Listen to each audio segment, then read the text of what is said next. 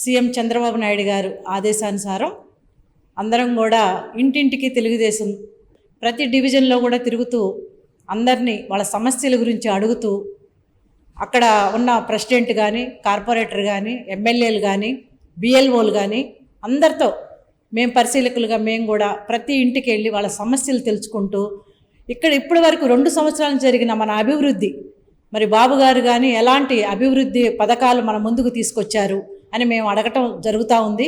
ప్రతి ఒక్కళ్ళు కూడా సమస్యలు ఏదైనా ఉంటే కొన్ని 1, 2 చెప్తున్నారు కానీ ఎక్కువ సమస్యలు అయితే ఏమీ లేవు అని చెప్పడం జరుగుతూ ఉంది. మరి ఇప్పుడు ఈరోజు మనము ఉదయం 6 గంటలకి 7 గంటలకల్లా కూడా మరి ఇంటింటికి ఒక పెద్ద కొడుకులాగా చంద్రబాబు నాయుడు గారు మాకు ఉదయాన్నే పెద్దలకి మేము ఎంతో 60-70 ఏళ్ళు వచ్చి ఉన్నాయి, మేము ఇంటి దగ్గర ఉన్నా కూడా మాకు 4,000 పెన్షన్ ఇవ్వడం జరుగుతూ ఉంది. మరి డిజేబుల్ పర్సన్స్కి 6,000 పెన్షన్స్ ఇస్తున్నారు. మరి ఈరోజు మనం అంతా చూస్తూ ఉన్నాము. మన ఎంపీ పెమ్మసానిగా చంద్రశేఖర్ గారు కానీ మరి లోకేష్ బాబు గారు కానీ మరి కూటమి ప్రభుత్వం కానీ తరపు నుంచి కానీ చక్కగా ఈ రోడ్లన్నీ వేయటం కానీ మరి ఎటువంటి అదివరి అంతకుముందు రోడ్లంతా గతుకులుగా గుంటలుగా ఉండేది.